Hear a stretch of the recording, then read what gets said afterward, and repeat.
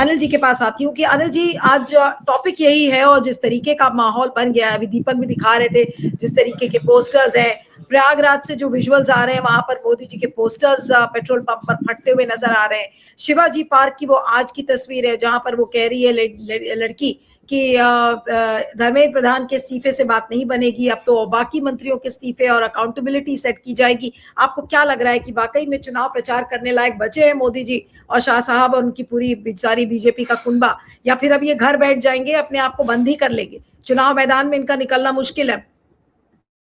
नहीं, घर तो नहीं बैठेंगे, लेकिन चुनाव मैदान में मुश्किल रहेगा, बहुत ज्यादा मुश्किल रहेगी। ऐसा है कि उनके देखिए दो तीन औजार था। एक तो ये था कि मतलब दो दो लेवल पे, एक तो कंटेंट के लेवल पे था कि नफरत का हथियार जो है वो उनका चल जाता था हर जगह, मुसलमान हिंदू घुसपैठिया फलना, और उसका कहीं ना कहीं जो है लोग मतलब उसको प्रतिकार उसका नहीं कर रहे थे।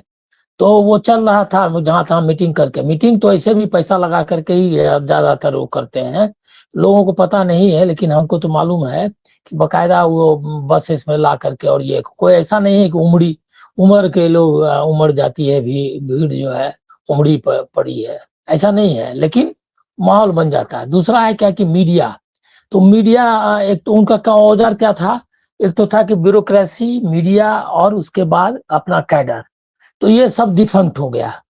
कैडर पता चल गया कि कैडर कैडर तो कुछ नहीं था, कॉकरोच जनता पार्टी का कोई कैडर नहीं, कांग्रेस भी कोई कैडर बेस्ड पार्टी नहीं है, वो तो मास पार्टी है। बाकी सारी पार्टियां मास पार्टी थी।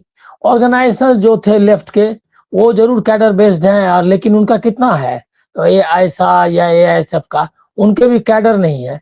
लोगों का जन समर्थन, तो ये जो कैडर के जरिए जो धमकाते थे, मॉब लिंचिंग करना शुरू कर दिया था, क्या क्या तमाशा किया है, जरा उस पर गौर करिए। ये अभी जो हो रहा है उसको तो छोड़ दीजिए, और कितना तमाशा किया है, लोगों को पीट रहा है, जय श्री राम बोलो, उसके बाद क्या कहते हैं पिटाई करो, कितना मतलब तांडव मचाए हुए था 10-12 साल से उसका, इसीलिए कि उसके पास एक कैडर था, वो कैडर बैठ गया। देखा ना, कोशिश भी उसको, भले ही पुलिस के साथ डंडे वंडे लेकर के कुछ थोड़ा बहुत आ गए थे, लेकिन कोई खूब निकल करके आरएसएस का कैडर इसमें मोर्चा ले रहा हो ऐसा कहीं नहीं दिखा। अब जब सब लोग रोड से चले गए हैं, स्ट्रीट अब खाली है, तो अब फिर उतरेंगे वो।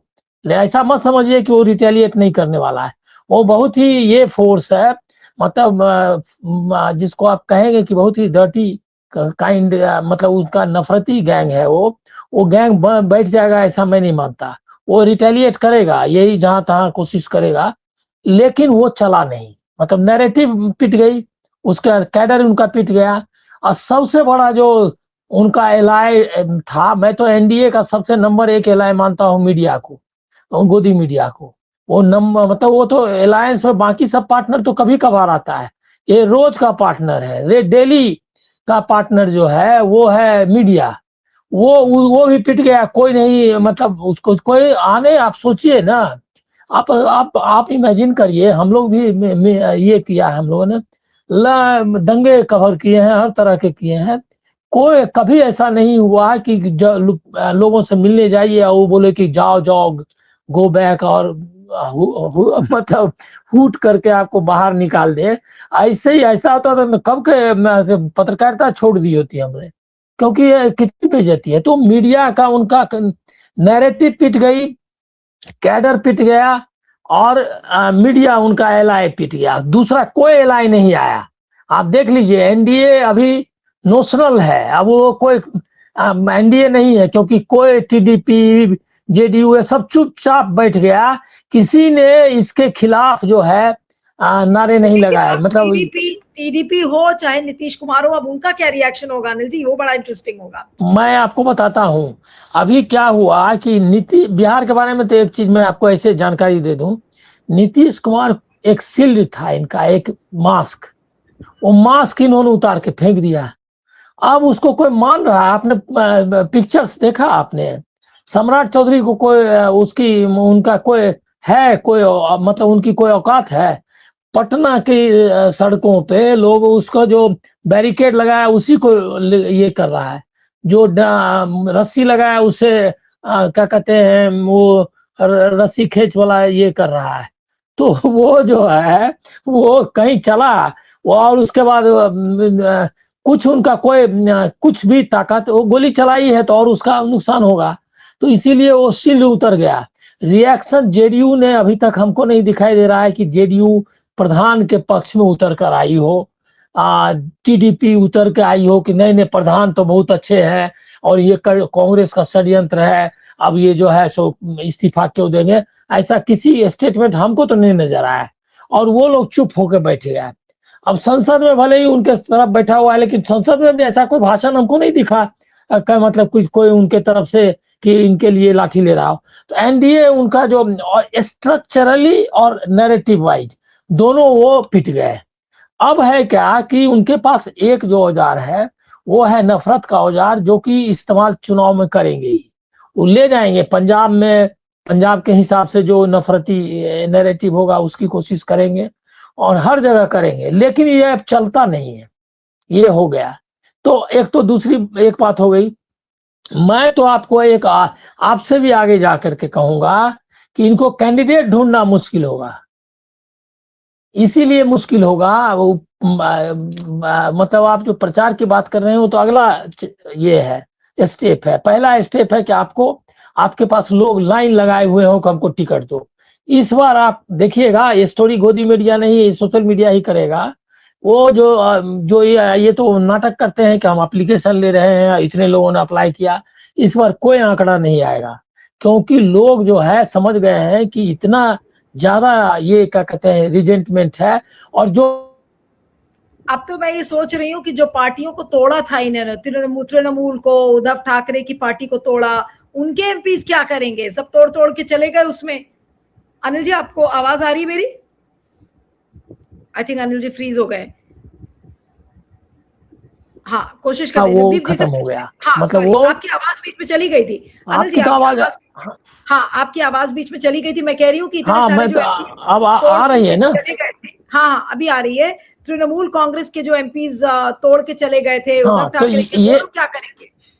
हाँ हाँ हम्म। ये लोग देखिए, ये लोग भी क्या हुआ कि ये लोग कितना लाइमलाइट में था, रोज प्रोग्राम आ रहा है, फलना आ रहा है, मतलब ऋतुव्रत बनर्जी बोल रहा है, ये सैनी घोष बोल रही है। अब ये सब कहीं नजर आया आपको? वहां दौड़ा दिया, कल कल कोलकाता में दौड़ाने लगा है अब। तो वो जो दहशत थी, इससे देखिए सबसे सबसे बड़ी बेनिफिशियरी जो है इसकी तृणमूल कांग्रेस रहेगी, क्योंकि तृणमूल कांग्रेस का लोगों को दौड़ा रहे थे। अब डर गए ये, अब इनका कैडर दौड़ाने के लिए स्थिति में नहीं है। और वो लोग समझ गया कि दौड़ाने वाला अगर चक्कर चलाए तो हम लोग को दौड़ा देगा। तो इसीलिए हो गया, अब वो जो तांडव इनका चल रहा था नाटक, वो उनका खत्म हो गया। फर्दर जो कोई जो खरीद के एमएलए एमपी रहा है, वो लोग को भी लगेगा कि कहीं कुटाई ना हो जाए, इसके लिए वो रुक गया। अब वो अभी वो क्या करेगा मालूम नहीं, अभी लौटेगा नहीं। क्योंकि आप देखिए, आपको तो पता है, आप जब एडवांस ले लेते हैं या कोई चीज सेल कर देते हैं, उन्होंने अपना जमीर सेल कर दिया है, तो अब तो ये प्रॉपर्टी उनकी नहीं है ना। अब जो उनकी जो उनका जमीर जो है वो दूसरे के ये में है, तो अब लाचार विचार क्या करेगा, वो वही करेंगे। तो अब हमको लग रहा है कि इलेक्शन बहुत लैक लस्टर इनके लिए होगा। और दूसरा है क्या कि मोदी जी प्रयास करेंगे। अब वो जो आपको देखता था ना कि एक दिन में 5 कंस्टिट्यूएंसी का दौरा, वो सब अब तो नहीं होगा।